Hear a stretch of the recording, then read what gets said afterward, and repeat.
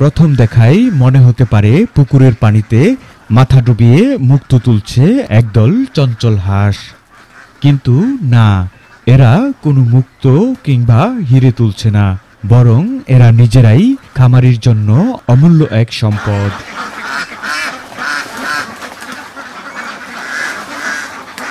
তার নাম রফিকুল ইসলাম। একসময় কাজ করতেন তথ্য প্রযুক্তি খাতে।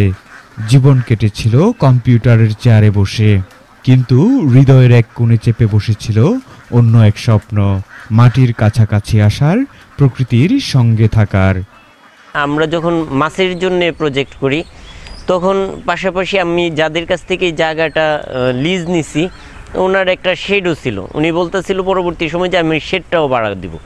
তখন আমি ভাবতেছিলাম যে শেডটা নিয়ে কী করা যায়। তো সেই চিন্তা থেকে আমার মাথা হঠাৎ করে আসলো যে আমি ফ্রান্সের যে পিকিং স্টার হাঁসটা আছে মাংস উৎপাদনের জন্য, সেটা আমি লালন পালন শুরু করি।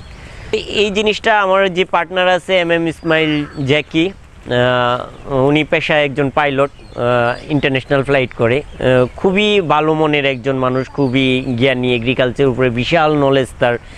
যে মানে ওনার সাপোর্ট, ওনার অনুপ্রেরণা, ওনার সহযোগিতা, উনি সবসময় আমার এই বিষয়গুলির উপরে মানে বলতে গেলে ধাক্কাইতে থাকে আর কি, যে করো করো, এটা করো, এটা ভাবো, এটা করো, এটা দেখো, এটা চিন্তা করো, এটা নিয়ে কাজ করো, এটার ইনফরমেশন নিতে থাকো, এটার ইনফরমেশন জানো।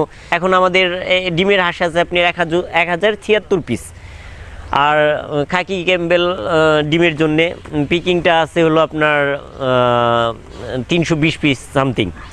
তো এটা প্রতি মাসেই আমরা মনে করেন স্টেপ বাই স্টেপ করি, যে বৃহৎ পরিসরে করি না, আমার বাজার ব্যবস্থাপনা আশপাশের যতটুকু চাহিদা আছে সেই আনুপাতিক হারেই করতেছি।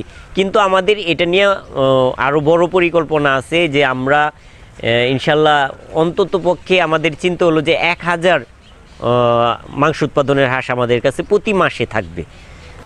বন্ধু পাইলট ইসমাইল জ্যাকির প্রেরণা আর সহযোগিতায় সেই স্বপ্ন আজ বাস্তব।